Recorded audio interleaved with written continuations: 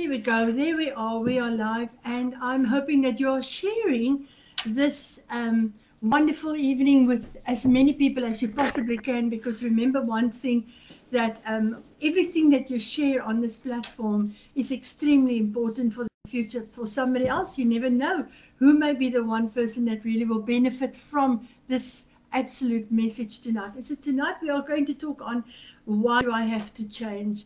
And yeah, so many people are struggling with the whole thing about changing. And many of us, we say, oh, I wish it was still the old days and I don't have to be part of what's happening now. But the truth is, change is inevitable, eh? We have to change. And so tonight I'm speaking to you, it's Pastor Marianne Lotter, and I'm speaking to you all the way from Gqeberha in Nelson Mandela Bay in South Africa. And I'm looking forward to having a chat with you, a live chat. It's always good to have a live chat. I prefer the live chat because then we can talk to each other face to face, or rather it's my face and your voice or something like that. So I do hope that I see we've got some people coming online. Let's quickly share and let everybody know, our friends know that we are there. I understand that we are sometimes a challenge, and this is the thing with technology, and many people say, no, I don't want to change. Change is not good for me. I do not handle change well. And I think that's the truth. None of us really like to change, because if we don't have to change, then we can stay in a comfort zone, in a place of where things are always the same. But you know that nothing stays the same now. You know that. And unfortunately, because we think things stays the same, we seem to handle it the same way, but nothing stays the same. Everything changes. As I listened to John C. Maxwell, and one of the teachings he gives is the one that says, there's one thing that you will never negotiate, and that you cannot negotiate on it, and that is that things will change. So tonight we're going to talk about, do you have to change? Do I have to change? But before we do that, let me just encourage you to download the Dr. Arthur Frost app. It's on the application, and we posted it on, I'm not always sure on iPhone how to get it, but I do know on Samsung, because I'm a Samsung fan, people. You just go onto the App Store and you type in there Dr. Arthur Frost, and when you do that, then his app will come up. It's fairly easy. If you get to see there on my app, there it comes. In amongst everything, you see that little face there, that's Dr. Arthur Frost. So please make every effort to download the app. The reason why it's important to download the app is that you can find a lot of things there. You find the books that are up for sale. You find the conferences, the speaking, who's speaking where, the topics. Oh my word, the best topics that you can find, they are there. So make every effort, man. Just download the app and just go and play around there, and you'll be surprised as to what you are going to see. And then, of course, I always believe in giving. I just absolutely know that you can never, ever outgive God. I'm not going to talk a lot about that. But if you are watching this, and you're watching this on the restream, or you are listening to us later tomorrow, then please be aware of it, that your giving is connected to who you are in Christ. And a giver is a receiver. But we often find that some people feel that if I give away, then I will never have for myself. But I tell you one thing, the Lord looks after those that actually sows, because he says he who sows sparingly will reap sparingly. But he who sows bountifully, overflowing sowing, you are going to reap the same. But it's a law. It's a law. What goes up must come down. So we are in that sowing and reaping law. And I want to encourage you, go onto the app. The banking details are there. Make sure that you do that, and also pay your tithes or pay your offerings, and be part of what God is doing in South Africa and across the world, because we often see people watching us on live stream from everywhere in the world. So thank you for watching. That is really good that you are there. So tonight, I'm going to read the first part of my teaching. It is, do I have to change? Hey, that's a difficult one, because many times we feel, no man, changing is not what I want to do because it's not important. And yeah, you know what? Unfortunately, there are certain changes that happens in your life that is inevitable, like growing older. you cannot stop growing older. You can use the best creams and the best medicine and the best vitamins and everything else in between, but you can never stop growing older, because growing older is part of the natural change that happens in your body. The other thing that you cannot change is you cannot change time. You cannot reverse time, because you feel that if I could have done that over, I could have changed to do that.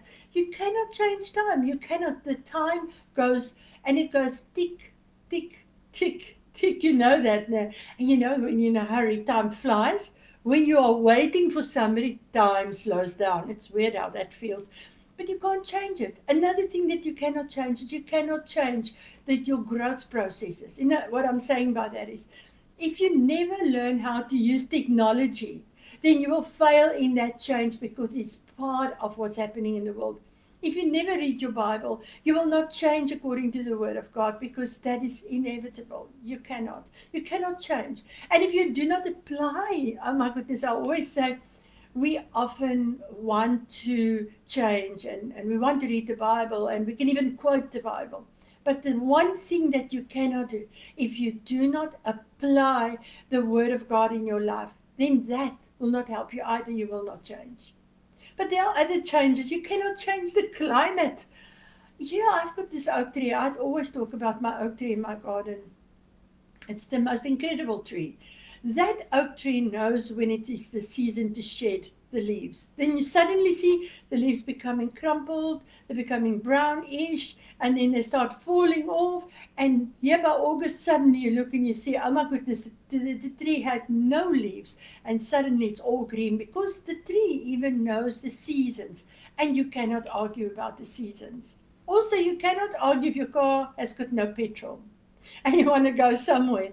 You cannot move that vehicle without the petrol or the diesel in it. So just there are many changes that if you do not follow the rules, you're not going to make it to the other side. And it's important. So why do we have to change? And I'm thinking so much about that lately, because we find we have a lot of church-going people. Let me just greet all the people. Lynn and Mary, hello you guys. And then I see Raymond Rutman, welcome. It's great to see you all online, all the way from KZN. Yeah, great to have you there from Pinetown. So if I think of change and I read the Word of God, and I find some really shocking effects there that I think we need to take heed, because going to church doesn't change you. Reading your Bible doesn't change you. Praying doesn't change you. It's only when we apply and we really start doing what God, doing it what God says. So let's quickly go to one scripture, and I'm going to go to the book of Matthew 25 verses 1 to 13. Matthew 25 verses 1 to 13. And we're going to read about the virgins, the 10 wise and the 10 not so wise, the foolish. They call it in the Bible the foolish virgins, the ones who weren't prepared to change. Sad, At that time, the kingdom of heaven will be like 10 virgins who took their lamps and went out to meet the bridegroom. 5 of them were foolish and 5 were wise. The foolish ones took their lamps but did not take any oil with them. The wise ones, however, took oil in jars along with their lamps. The bridegroom was a long time in coming, and they all became drowsy and fell asleep. At midnight, the cry rang out, "Here's the bridegroom, come out to meet him." Then all the virgins woke up and trimmed their lamps. The foolish ones said to the wise ones, "Give us some of your oil, our lamps are going out." "No," they replied. "There may not be enough for both of us and you. Instead, go to those who sell oil and buy some for yourselves." But while they were on their way to buy the oil, the bridegroom arrived. The virgins who were ready went in with him to the wedding banquet, and the door was shut. And later, verse 11, and later the others came. "Lord, Lord," they said, "open the door for us." But he replied, "Truly I tell you, I don't know you. Therefore," and this is the change factor, therefore, I want you to type in at the chat, just type in this little word, say therefore, because I think we need to listen to what the Word of God says here. We need to apply this tonight, because when I say therefore, after this little story, there's something that's really important. So let's hear what it is in verse 13. Therefore, keep watch, because you do not know the day nor the hour. And I think that is what it says. Monica, good evening, and Veronica, good evening. I'm just thinking, when I get to the therefore, keep watch, because you do not know the day nor the hour. Now, we've had many people in the past, and they were saying Jesus is coming. That was about 30 years ago, and 40 years ago, and 2 years ago, and with COVID, Jesus is coming, and we always hear this. And so sometimes we think of us that we are okay. We've got our lamps, we are ready. And now remember, this is just a story that Jesus was telling. He's trying to explain to the people how important the right thing is, how important it is to change your thinking. You know how many people say, I still have time. I have time. I have time. I will have enough time to the end of my life. I don't have to give my life to Jesus now. I don't have to live according to the Word of God. I don't have to follow the principles of God's Word. I don't have to be doing what God wants me to do. I still have time. Because in our minds, we do think that we have time until I don't know when. I just recently buried my mom at 94. And I knew that my mom lived her life to the full. But we just had a motorbike accident here on one of our streets, and a 33-year-old man died. And we just hear these things all the time. This death is not waiting until you've lived your life and you've done everything. But therefore, keep watch. And I think that is the change that needs to come into our minds. We need to ask ourselves, are we keeping really watch? Are we really filling our lamps with oil? Are we ready to understand that Jesus is coming? Because remember, when we are foolish, and I know this tonight sounds, we'll get to a better side of the story, don't worry. But when we are foolish, we just live our lives. We think whatever we do, it's okay. It's like you soothe yourself and saying, whatever I do, I read my Bible. I know of people that are extremely in the world and really living for the world. But every night they say a prayer. And that somehow is like comforting to them. But there's a big difference when we just do the things that comforts us, make us feel better, but we are really living for Jesus Christ. The consequences of not having extra oil, making sure that your lamps are covered, making sure that you are okay. That consequence is that you will not make it to the end when Jesus is calling you. Now, we had a very interesting thing that happened recently.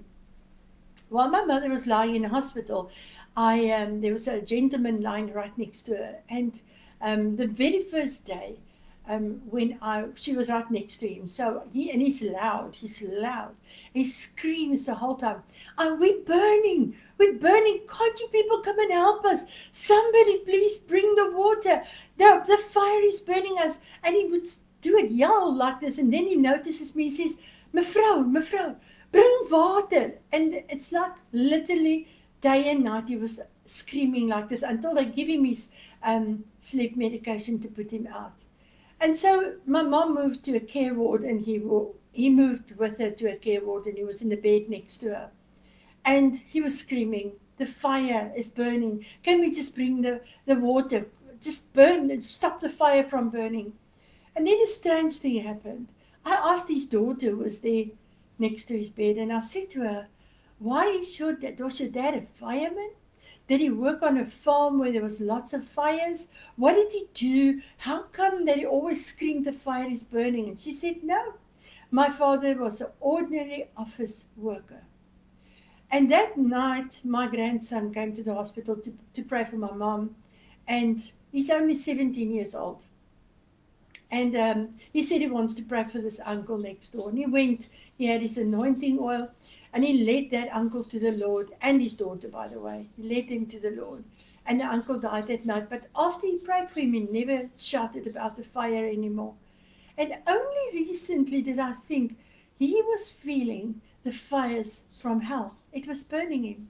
And the reason why I'm saying this tonight is that somehow we think going to church is okay, or doing the things are okay, but there's a definite end that says heaven and hell. And these virgins, they really experienced it in this story that Jesus was telling. The consequence of not having your oil, the consequence of not changing so that you can really serve the Lord, that consequence can be quite hefty and very difficult.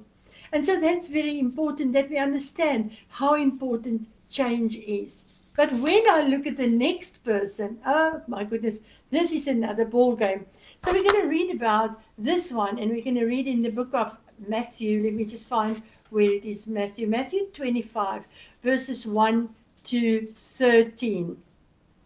Matthew 25, verses 1 to 13. Let me just find it. I got it. I have typed out everything so that I can find it easily. I want you to listen to this story in comparison to the first one, because the first one, remember, was, and there you are, Destiny.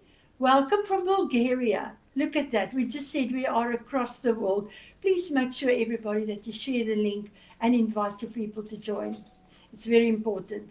Matthew, you can type it in the link, Matthew 25, verses 1 to 13. And I'm reading from an NIV. At that time, the kingdom of heaven will be like 10. Oh, I have that one. That one is the one I read. Okay, no, I'm wrong. Matthew 27, verses 3 to 5. I do apologize. Matthew 7, verses 3 to 5. So it says here, when Judas, now we know, we talk about the real person. This is not a story. When Judas, who betrayed him, saw that Jesus was condemned, he was seized with remorse and returned the 30 pieces of silver to the chief priests and the elders. I have sinned, he said, for I have betrayed innocent blood. But look at this. What is this to us, they said. That is your responsibility. So Judas threw the money into the temple and left. The sad story about Judas is, remember the story about Judas. Judas, he had this in his heart to betray Jesus. We know the story. Can you just imagine this? They're all sitting around the table, Jesus and the 12 disciples, and Jesus said, somebody is going to betray me. Remember the story. And here says, everyone, no, it's not me, not me. And then Jesus said, the one who puts his hand with me in the bread bin or in the basket, that's the one that will betray me. Can you imagine that? If it was me, I would have run out at that point. But Judas, his heart was so hardened at the time because of what was in his heart. Remember, there was darkness in his heart. He had unforgiveness. He had bitterness. I don't even know what caused him to do such to take such a severe action against the Lord Jesus Christ. Remember, he was one of the 12. It's not as if he was a newbie that didn't know what was going on. And so here he goes, puts his hand in the bread basket with Jesus Christ. And Jesus says, you must hurry up. And then he went, got the money, and then he called the people to come and take Jesus captive. Now that is the sad part of it. But the other part of the story is this, is when Judas realized he's made the biggest mistake of his life, he really wanted to change. He wanted to. He came, he sought for forgiveness, but he didn't go to the one that is the forgiver of sins. He didn't. He went to the people that he worked with, hoping that they would help him to really change. But they will not.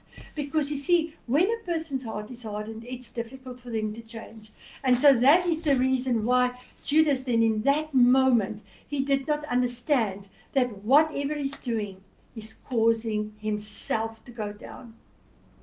So when he eventually discovered, very much like the 5 foolish virgins, very much the same, when he discovered that he made a mistake, he turned around, he ran back to the temple, he gave the 30 pieces of silver to them, but it was too late.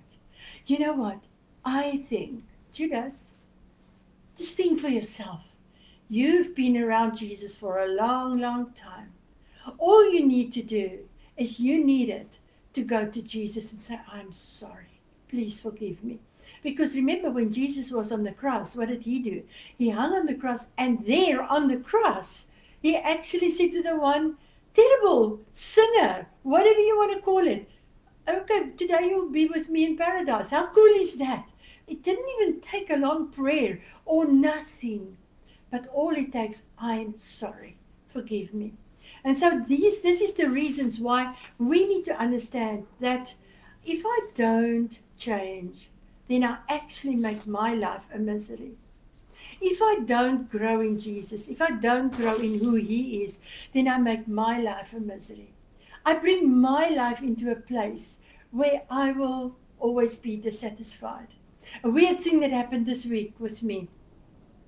The woman that works for me, she came and she said to me, ma'am, there's a dead cat.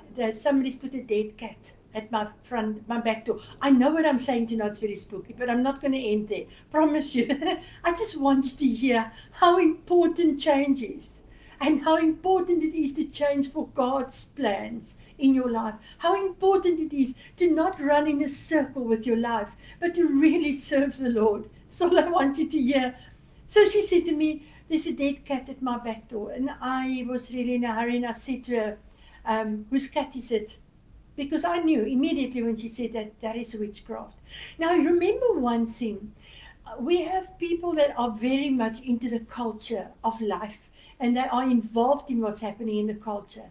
And those people find it hard to change. But even for them, there is a day of reckoning. And going to church for them, which is a very traditional thing, and it involves a lot of traditional things, it doesn't bring you to Jesus Christ. It leads you towards a church and towards liturgy and towards plans of the church. And so eventually I just said to her, well, you know what he said, I cannot help you now because I am really on my way. I have to go and work. But just as I'm about to go to the office, she said, ma'am, I need Jesus. What a wonderful thing. She decided to change.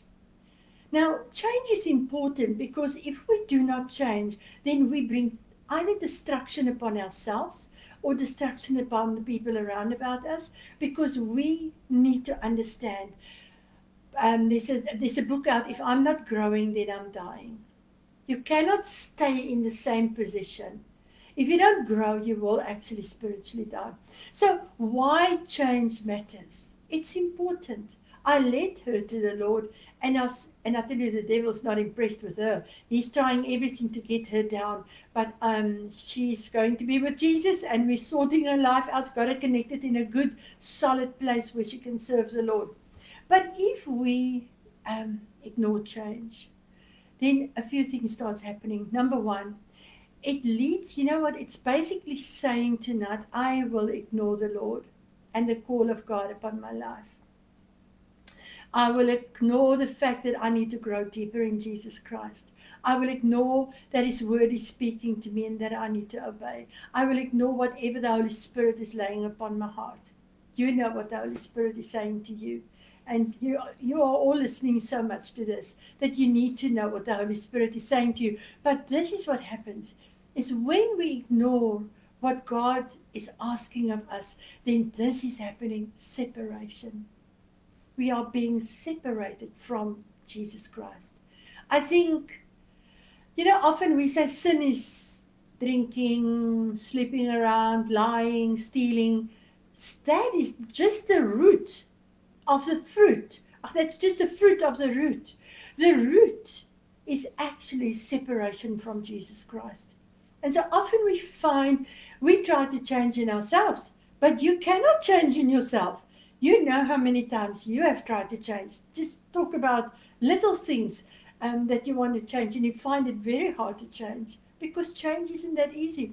But when the Holy Spirit comes, when you allow Jesus Christ to grow and to allow him to grow you and to encourage you, and you read the word and you take the word of God, then your change will be much easier.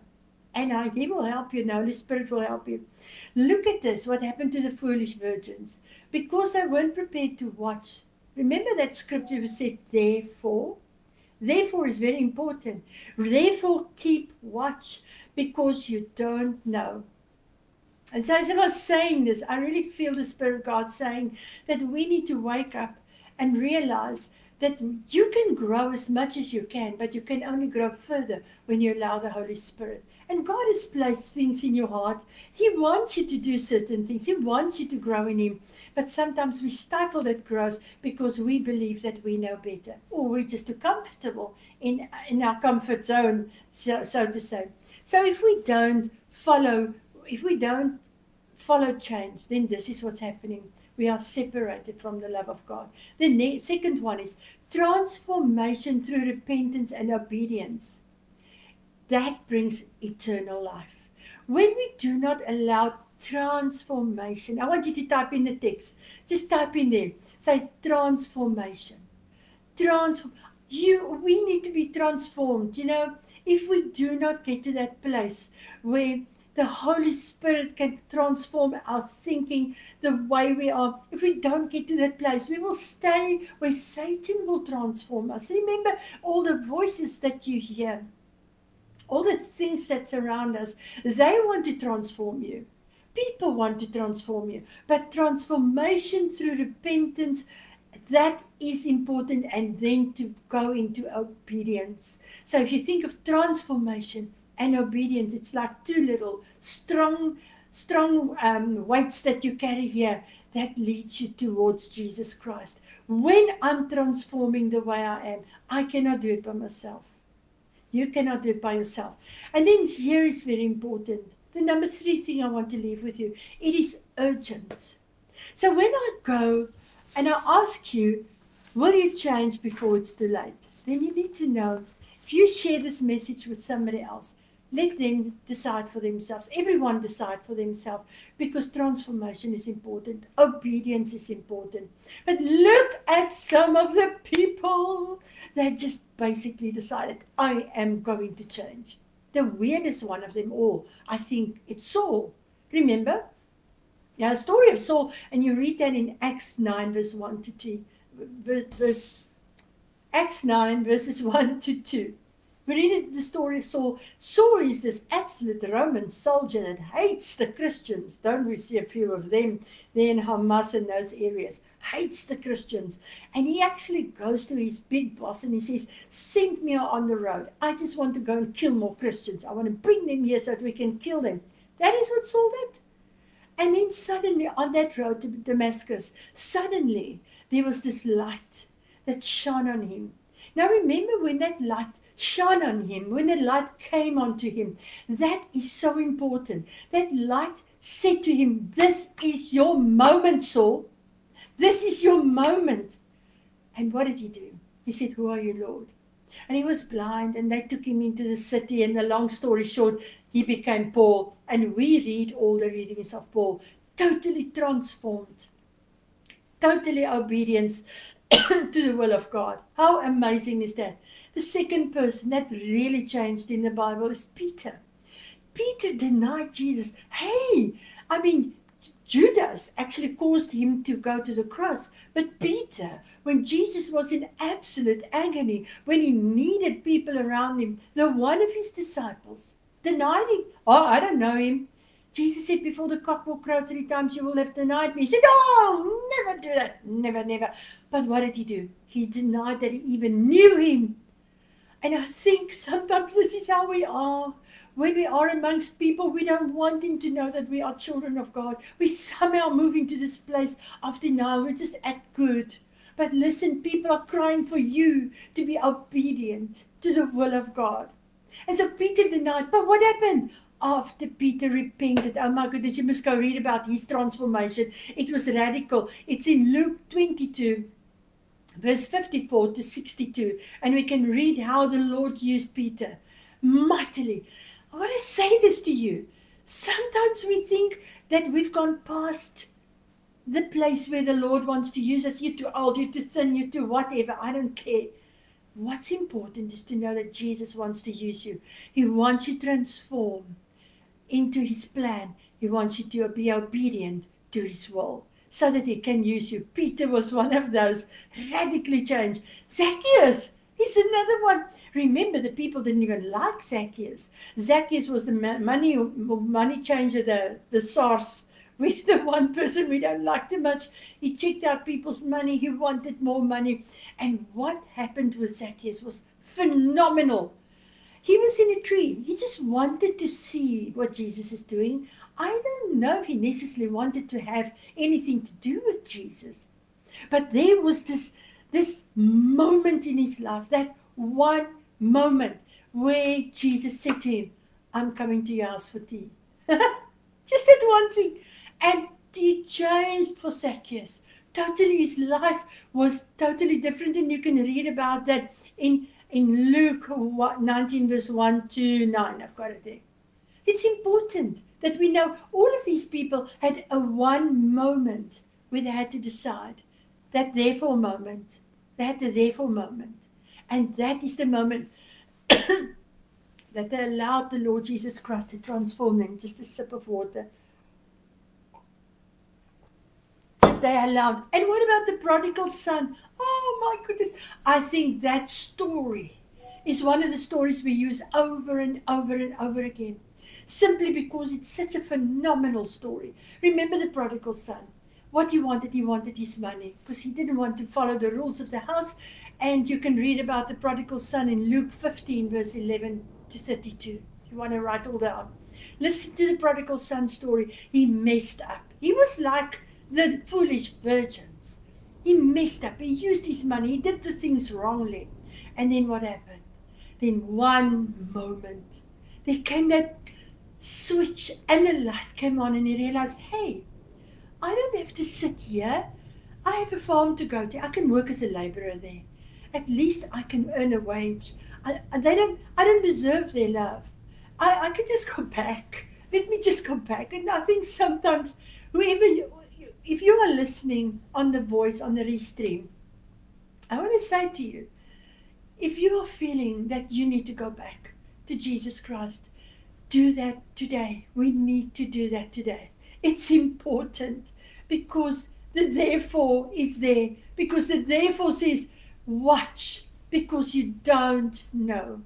And it's so important. So why this young man then got up and he was smelly. The Bible says he was amongst the pigs and he even ate the pigs' food. And you don't know, yeah, I mean, that is a messy affair. And then he went back. And his father saw him from afar off and he ran to him. We know that story. And his life was drastically changed. Transformation and obedience. Do I have to change? Yes. And the last one, I want to have you say this with me. I want you to type it in the scripture. If I don't change today, then I will miss out on what God's plan is for me. Will you do that? If I don't change today, I will miss out on the plan of God for my life. It is so important. We are now, as I'm talking to you, we are celebrating so many things this week. On Thursday, and I hope you are going to celebrate it, it will be Ascension Day. Remember what happened then. The disciples were there. Jesus was it's after his resurrection from the death. And it was 40 days that Jesus was walking with them on the earth. And he crash-coursed them into who they are, what they need to do. And he put into them transformation. Transformation. Transformation. And then he said to them, okay, I want you to go and sit in the upper room. We were there when we were in Israel. Phenomenal. Sit there. I want you to wait because I'm sending you the Holy Spirit. And he wanted them to be obedient. And so, can you imagine? On Thursday, we're celebrating where these disciples and people were standing there. And they were watching as Jesus ascended into heaven. And this is what was said. The same Jesus. As he went into these clouds, the same Jesus is coming back again. And that is why today I'm asking you, do you have to change? Yes, we all have to change. Because there's a therefore moment. So going to the transformation, I want you, where you are, listening to me, watching me, hearing my voice afterwards, I want you just to raise your hand where you are and say, Lord, forgive me for standing on my own 2 feet. thinking that I'm able to change my life, because I cannot. Ask you, Lord Jesus, transform me, transform my life, change my thinking, that I can hear your voice, that I can hear your heartbeat, that I can do what you want me to do. We cannot be the same, because if we do not change, we are actually not going to make it. And God is saying tonight, I want you to get up. I want you to be transformed from glory to glory. That's what he wants for you. But he wants you to be obedient. Because many of us want to transform. We want the Lord to change us. We want the Lord to live through us. We want the Lord to do many things. But we don't become obedient to his word. And I think tonight that's what the Spirit of God is saying. Because he says, therefore, watch. So on Thursday, I hope that all of you will be having a wonderful Ascension celebration day, because this same Jesus that went up is coming back again, and he's going to look for an obedient church. He's going to look for us, whether we are obedient. Thank you for listening to me. I really appreciate that. Thank you for sharing this link. Thank you for making every effort for every meeting to come online. I just see all of you coming on every time. Thank you. God bless you richly. I just bless you tonight from myself as well, that it will go well with you, that it will go well with your finances, that it will go well in your body, that it will go well with your relationships, that it will go well in your business, that the Lord will open doors for you, supernatural favor doors, that he will give you opportunities to speak to people and to lead them to Christ, like he did with me, where the woman that works for me just came to me and she said, ma'am, I need Jesus. I pray that that will happen for you today, in this week, and that you will hear the word of the Lord, and that you will operate in obedience on the word of God. The Lord bless you so much. I'm so thankful for every opportunity. And as I'm saying goodbye, I just want you to know that God is on the throne.